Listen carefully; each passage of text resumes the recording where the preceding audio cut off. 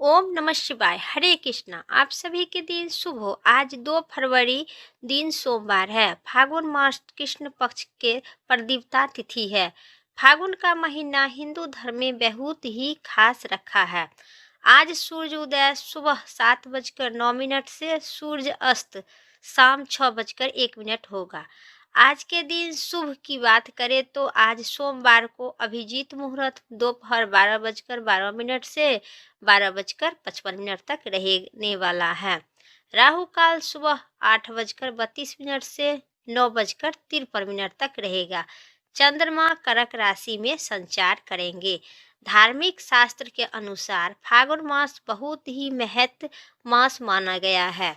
इस महीने में कई धर्म व्रत और त्योहार पड़ते हैं। यह आपके लिए खास तौर पर प्रस्तुत है। फागुन या फागुनी महीना का महत्व और कथा के बारे में आइए संपूर्ण आपको विस्तार पूर्वक सुनाते हैं। आज से इस चैनल पर आप सभी को सुबह 5 बजे से लेकर सुबह 6:30 के बीच मेरे चैनल पर फागुन मास की कथा सुनने को मिलेगी। तो आप सभी अपना प्यार और आशीर्वाद बनाए रखिएगा।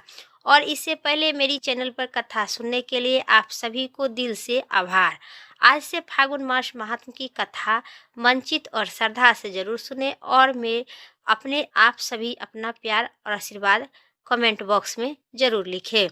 हिंदू पंचांग के अनुसार फागुन मास अंतिम मास माना जाता है और इस महीने में धीरे धीरे गर्मी के दिन शुरू होने लगते हैं तथा ठंडा कम होने लगती है। फागुन मास में महाशिवरात्रि और होली ये 2 सबसे बड़े त्योहार पड़ते हैं जो कि बहुत ही धूमधाम से मनाए जाते हैं। हिंदू धर्म के अनुसार अनेक देवी देवताओं से एक चांद देवता है जो चंद्रमा के देवता भगवान शिव है और शिव जी ने चंद्रमा को अपने सिर पर धारण कर रखे हैं। अतः पुराणों में माना जाता है कि फागुन मास में चंद्र देव की आराधना के लिए सबसे उपयुक्त समय होते हैं क्योंकि यह चंद्रमा का जन्म यही फागुन मास में हुआ था। इसीलिए इस मास में चंद्रमा का पूजा पाठ और सभी महत्वपूर्ण बात है। इस महीने में सभी शुभ काम होगा जिस प्रकार जिसे विवाह जनेऊ मुंडन गृह प्रवेश। फागुन मास सभी मासों से शुभ है और अंतिम मास माना गया है। फागुन माह में भगवान शिव श्री कृष्ण की आराधना भी की जाती है। इस माह में विशेषकर भगवान श्री कृष्ण के 3 स्वरूपों की पूजा करना व्यक्ति की लाभदायक माना जाता है। इससे श्री कृष्ण के बाल कृष्ण स्वरूप युवा कृष्ण स्वरूप और गुरु कृष्ण की पूजा भी की जाती है। बाल कृष्ण की रूप पूजा करना संतान पाने के लिए मनुष्य करते हैं। युवा श्री कृष्ण की पूजा करना दंपति जीवन में मधुर बनाने हेतु और गुरु रूप श्री कृष्ण की पूजा करना मोक्ष और वैराग्य पाने के लिए ही है। फागुन के महीने में श्री कृष्ण जी की पूजा अक्सर सभी को करना चाहिए। साथ ही गणेश जी की पूजा का भी महत्व है। फागुन महीने में अपने खान पान और दिनचर्या में बदलाव रखना बहुत ही खास माना गया है क्योंकि इस माह में भोजन में अनाज का प्रयोग कम करें। मौसमी फलों का सेवन अधिक करना चाहिए। मान्यता है कि फागुन महीने में मौसमी फलों को सेवा करने से सेहत में लाभ होती है। मन शांत और विचार भी संतुष्ट रहते हैं। आप सुनिए फागुन मास महात्म की कथा। पहला अध्याय विस्तार पूर्वक आज से मंचित और श्रद्धा से जरूर सुने। फागुन मास की कथा के अनुसार सतयुग की बात है। उस समय एक बड़ी ही धर्मात्मा राजा राज करते थे। उनके राज्य में एक ब्राह्मण भी थे। उनका नाम था विष्णु शर्मा। विष्णु शर्मा के 7 पुत्र थे और 7 अलग अलग रहा करते थे। जब विष्णु शर्मा का वृद्धावस्था का समय आया तो उन्होंने सब बहुओं से कहा, तुम गणेश जी का पूजा करो। स्वयं विष्णु शर्मा भी इस व्रत को किया करते थे। अब बूढ़ा हो जाने पर अपने बहू को सौंपना चाहते थे। जब उन्होंने बहू से कहा तो बहू नाक सिकुड़ाने लगी। आज्ञा न मानकर नाक सिटकाने लगे, अपमान की। अतः मैं छोटी बहू से अपने ससुर की बात मान ली और पूजा के सामान की व्यवस्था करके ससुर के साथ व्रत की और भोजन नहीं की और ससुर के भोजन करवा दी। जब आधी रात बीती तो विष्णु शर्मा को उल्टी और दस्त होने लगा। तब छोटी बहू ने मल मूत्र से भरे गंदे कपड़े को साफ करके ससुर के शरीर को धोया और पोछा। पूरी रात बिना खाए पिए जागती रही। फिर गणेश जी ने उन्हें दोनों पर अपनी कृपा कर ससुर जी का अवस्था ठीक हो गया और छोटी बहू का घर धन धनाय से भरपूर हो गया। धन धनाय पुत्र इत्यादि संतान सभी से परिपूर्ण हो गई। तत्पश्चात अन्य बहू को इस घटना के प्रेरणा मिलते ही उन्हें भी श्री गणेश जी का व्रत की। अतः फागुन मास में जो भी व्यक्ति सच्चे मन से गणेश जी का व्रत और फागुन मास महात्म की कथा सुनते हैं, उन्हें भगवान गणेश जी उनकी सभी मनोकामना पूर्ण करती हैं। प्रेम से कहिए विष्णु भगवान की जय, गणेश जी भगवान की जय। आज हम जिस कथा के बारे में आपको बताने जा रहे हैं उसे चांद्र दर्शन के दिन पढ़ना या सुनना अत्यधिक भाग्यशाली माना गया है। आइए जानते हैं इस पवित्र दिन से जुड़ी चंद्रमा की कथा। एक दिन गणपति मूषक की सवारी कर रहे थे तो मूषक अपनी अजब गजब चाल में चल रहे थे। तभी भगवान गणपति गिर गए। भगवान गणपति को गिरते हुए देख चंद्रमा हंसी आ गई। चंद्रदेव की हंसी से भगवान गणेश क्रोध हो गए। क्रोध में भगवान गणेश ने चंद्रदेव की हंसी को अपमान मानते हुए उन्होंने श्राप दिए, जिसमें गणेश जी ने कहा कि आज से चंद्रदेव की कोई भी देखना पसंद नहीं करेगा। अगर कोई चंद्रदेव को देख लिया तो वह कलंकित हो जाएगा और उस पर झूठी चोरी का आरोप लगेगा। चंद्रदेव भगवान के दिए हुए श्राप से बहुत दुखी हो गए और सभी देवताओं से क्षमा मांगते हुए गुहार लगाने लगे। चंद्रदेव ने दिए गए श्राप को वापस लेने का आग्रह भी किए। सभी देवताओं ने आग्रह पर गणपति जी ने कहे, मैं अपना अपमान का बदला तो अवश्य लेंगी, लेकिन इसमें थोड़ा बदलाव जरूर कर सकता हूँ। जिस पर उन्हें बदलाव करते हुए उस श्राप को सिर्फ एक दिन यानी गणेश चतुर्थी वाले दिन पर ही मानकर दिए। उनके अनुसार गणेश चतुर्थी के दिन चंद्र दर्शन करते हैं तो वह कलंकित हो जाएगा। बाकी दिन चंद्र दर्शन करते हैं, भगवान चंद्रमा को पूजा करता है, उनकी आराधना करता है। खास तौर पर फागुन मास में चंद्रमा को मास मानी गई है, उनकी पूजा करती है तो सभी मनोकामना मनुष्य की पूर्ण होती है। इसलिए चंद्रमा को अमावस्या के दिन और परिवार के दिन अत्यधिक पूरी पूजा पाठ नियम से किया जाता है। अमावस्या के दिन नकारात्मक की प्रभाव रहता है तो चंद्रमा के पूजा करना आवश्यक ही है। दर्शन अशुभ माना जाता है। इसके साथ ही गणेश जी ने ये भी कहे कि अगर जाने अनजाने में कोई भी मनुष्य गणेश चतुर्थी के दिन चंद्र दर्शन कर लेता है तो इससे बचने के लिए छोटा सा कंकड़ या पत्थर का टुकड़ा किसी के घर के छत पर फेंक देना चाहिए। ऐसा करने से जाने अनजाने में गले चंद्र दर्शन का पाप खत्म हो जाएगा। बोलिए चंद्र देव भगवान की जय, गणेश जी भगवान की जय। सुनिए सोमवार व्रत कथा विस्तार से। एक नगर में एक बहुत बड़ी धनवान रहा करते थे। उनके घर में धन का कोई कमी नहीं था, केवल उनका एक ही दुख था कि उनके कोई संतान नहीं थी। वह दिन रात यही चिंता करते थे कि वह पुत्र पाने की कामना में प्रत्येक सोमवार को शिव जी की व्रत करते थे और पूजा भी किया करता था। संध्या काल में मंदिर में शिवालय में जाकर भगवान शिव के सामने दीपक भी जलाया करता था।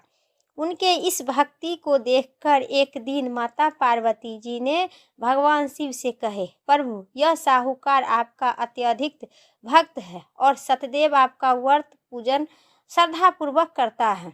आपकी कोई इनका मनोकामना आपको पूर्ण करनी चाहिए। माता पार्वती की बात सुनकर भगवान भोले कहे, हे पार्वती, यह संसार कर्म क्षेत्र है।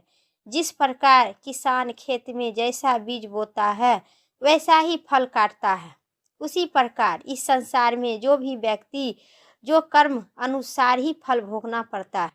तब पार्वती जी ने आग्रह के साथ कहे, प्रभु, यह साहूकार आपका अत्यधिक भक्त है और यदि कोई इसे दुख है तो आपको इस दुख को आवश्यक ही दूर करनी चाहिए, क्योंकि आप सतदैव अपने भक्तों को श्रद्धालु रहकर अपने उनको दुख दूर करते हैं। यदि आप ऐसा नहीं करेंगे तो कोई भी मनुष्य आपकी सेवा क्यों करेगा, व्रत क्यों करेगा।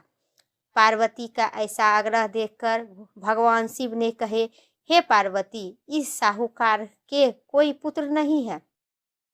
इसी चिंता में यह दुखी रहा करता है। इसके भाग में पुत्र न होने पर भी मैं इसे पुत्र की प्राप्ति का वर देता हूँ, पर इस पुत्र का आयु केवल 12 वर्ष ही तक रहेगा। उसके पश्चात वह बालक मृत्यु प्राप्त हो जाएगा। इसके आगे मैं अधिक कुछ नहीं कर सकता हूँ। यह सारा वार्तालाप साहूकार सुन रहे थे। इससे न उनको कोई प्रसन्नता हुई और न कोई दुख हुआ। वह पहले की ही तरह भगवान शिव के पूजा किया करता था, मंदिर जाता था। कुछ समय बीतने पर साहूकार के स्त्री गर्भवती हुई और 10वें मास में अति सुंदर पुत्र प्राप्त किया। साहूकार के घर में खूब खुशी मनाई गई। साहूकार ने निर्धनों और ब्राह्मणों को अन्न, धन, वस्त्र सभी प्रकार के दान किए। उन्होंने पुत्र की आयु का भेद किसी को न बताए। जब वह बालक 11 वर्ष का हो चुका था तब बालक का माता साहूकार से बालक के विवाह इत्यादि के लिए आग्रह किए, लेकिन साहूकार ने कहे कि अभी मैं इसका विवाह नहीं करूँगा, इसे पढ़ने के लिए काशीपुर भेजूँगा। फिर साहूकार अपने साले अथवा बालक के मामा को बुलाकर और उसके बहुत से धन देकर कहा, तुम इस बालक को पढ़ने के लिए काशीपुर ले जाओ और रास्ते में जिस स्थान पर रुको वहाँ यज्ञ तथा ब्राह्मणों को भोजन करवाते फिर आगे चलना। वे दोनों मामा भंजे यज्ञ करते और ब्राह्मणों को भोजन करवाते हुए आगे जा रहे थे। रास्ते में प्रतापनगर का एक शहर पड़ा। उस शहर में राजा की पुत्री का विवाह था, इसलिए शहर की अच्छी तरह से सजाया गया था। दूसरे राजा का लड़का जो राजकुमार से विवाह होने के लिए बारात लेकर आ रहे थे, वह एक आंख से कनाह था। उनका पिता इस बात से बहुत चिंतित थे कि कहीं वर को देखकर कन्या के माता पिता विवाह से इनकार न कर दें। इसीलिए साहूकार के अति सुंदर बेटे को देखकर उन्होंने मन में विचार किए कि न दरवाजे के समय इस लड़के को वर के कपड़ा पहनाकर ले जाया जाए। ऐसा विचार करके वर के पिता ने उस लड़के और मामा से बात की। वे दोनों तैयार हो गए। फिर उस लड़के और दूल्हे के कपड़ा पहनकर तथा घोड़ी पर चढ़कर दरवाजे पर गए और सारा कार्य संपन्न पूरा हो गया। फिर वह वर के पिता ने सोचे कि विवाह कार्य भी इसी लड़के से सारा करा दिया जाए। ऐसा मन में सोचकर उनके लड़के और उनके मामा से कहे, यदि आप फेरे और कन्यादान के काम पूरा कर दीजिए तो आपकी बहुत ही कृपा होगी। उन्होंने स्वीकार कर लिए और विवाह कार्य भी अच्छी तरह से संपन्न हो गया। परंतु जाते समय लड़के ने राजकुमारी की चुंदरी के पल्ले पर लिख दिया कि तुम्हारा विवाह मेरे साथ हुआ है, लेकिन जिस लड़का के साथ तुम्हें भेजा जाएगा वह लड़का एक आंख से कना है। मैं काशीपुर पढ़ने जा रही हूँ। लड़के के जाने के बाद उस राजकुमारी ने जब अपनी चुंदरी के पल्ला पर देखी तब वो देखा लिखा पाया। उन्होंने राजकुमार के साथ जाने से इनकार कर दी और कही कि मेरा पति ये नहीं है, मेरा विवाह इसके साथ नहीं हुआ है, मेरे पति तो काशीपुर पढ़ने गया है। राजकुमार के माता पिता ने अपनी पुत्री को विदा नहीं की और बारात खाली हाथ लौट गए। उधर साहूकार का लड़का और उनका मामा काशीपुर पहुंच गए। वहां जाकर उन्होंने यज्ञ करना और लड़के को पढ़ाना शुरू कर दिए। जब लड़के की आयु 12 वर्ष की हो गई तो उनकी मृत्यु का दिन सामने आ गया। लड़के के मामा को इस बारे में कुछ भी पता नहीं था। उस दिन उन्होंने यज्ञ का आयोजन किए और लड़के अपने मामा से कहा, मामा जी आज मुझे तबीयत ठीक नहीं लग रहा है। मामा ने कहा, तुम अंदर जाकर सो जाओ। लड़का अंदर जाकर लेट गया और थोड़ी ही देर में उनका प्राण निकल गया। यज्ञ के बीच में जब मामा ने आकर देखा कि मेरा भंजा मृत का अवस्था पड़ा था तो उन्होंने बहुत दुखी हुआ। उस यज्ञ का कार्य अधूरा रह जाने के डर से किसी से कुछ भी नहीं कहे और संयम रखे। फिर यज्ञ का कार्यक्रम संपन्न कर ब्राह्मणों को दक्षिणा देकर चल जाने के बाद उन्होंने मामा रोना पीटना आरंभ कर दिए। संयोग से उसी समय शिव और माता पार्वती वहां से जा रहे थे। जब उन्होंने जोर जोर से रोने की आवाज़ सुने तो माता पार्वती भगवान शिव से कहे, प्रभु कोई दुखिया रो रहा है, उसको आपको कष्ट दूर करना चाहिए। जब माता पार्वती ने उनके सामने आकर खड़ा होकर देखा तो लड़का का मृत अवस्था में पड़ा था। पार्वती बोली, प्रभु यह तो ज्वालापुर के साहूकार का लड़का है जो आपके वरदान से उत्पन्न हुआ था। शिव जी बोले, हे माता पार्वती, इनकी आयु इतना ही थी, आयु पूरी हो जाने के कारण यह मर गया है। तब माता पार्वती ने कहे, हे प्रभु आप इस बालक को आयु बढ़ा दीजिए, नहीं तो इनके माता पिता तड़प तड़प कर मर जाएंगे। माता पार्वती के बार बार आग्रह करने पर भगवान शिव ने उस बालक को जीवित कर दिए और शिव जी की कृपा से लड़का ओम नमः शिवाय कहते हुए उठकर बैठ गया। भगवान शिव और माता पार्वती फिर वहां से कैलाश चले गए।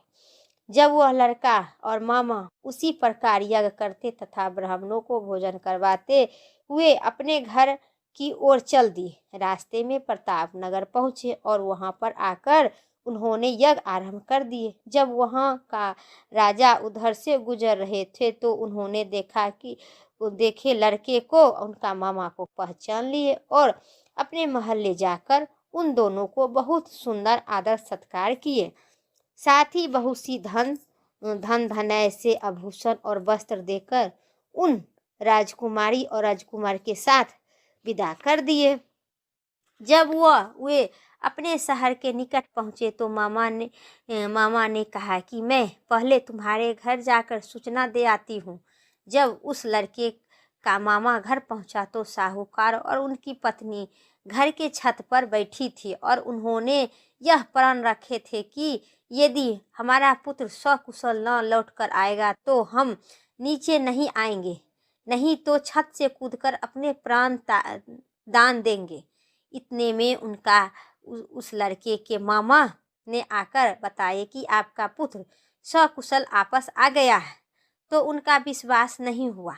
तब मामा ने शपथ पूर्वक कहा कि आपका पुत्र अपनी स्त्री के साथ आ रहा है। तो सेठ अपनी पत्नी और संघ समाज संबंधित के साथ नगर द्वार तक आए और आनंद के साथ उनका स्वागत किए। उसी दिन उस अपने घर ले गए। वे बड़ी ही प्रसन्नता के साथ रहने लगे। इसी प्रकार जो व्यक्ति सोमवार का व्रत करके भगवान शंकर माता पार्वती की पूजन करता है अथवा इस कथा को पढ़ता अथवा सुनता है, उनके सारे दुख दूर होते हैं और सभी समस्त मनोकामना पूर्ण होते हैं। बोलिए माता पार्वती भोले बाबा की जय। प्रेम से कहिए गौरी शंकर भगवान विष्णु माता पार्वती की जय। आज की मेरा वीडियो इतना ही तक था। उम्मीद करते हैं आप सभी को पसंद आई। तो चैनल पर नए हैं तो कमेंट बॉक्स में माता पार्वती भोले बाबा की जय जरूर लिखिए और हर हर महादेव लिखना न भूले। और नए हैं चैनल पर तो सब्सक्राइब करके बेल आइकन प्रेस करें, क्योंकि मेरा चैनल पर धर्म कर्म और शास्त्र से इसी प्रकार के वीडियो मैं रोज दिन सुबह अपलोड करती हूँ। तो आप लोग अपना प्रेम आशीर्वाद प्यार बनाए रखें। फिर अगली वीडियो लेके आते हैं, तब तक के लिए ओम नमः शिवाय।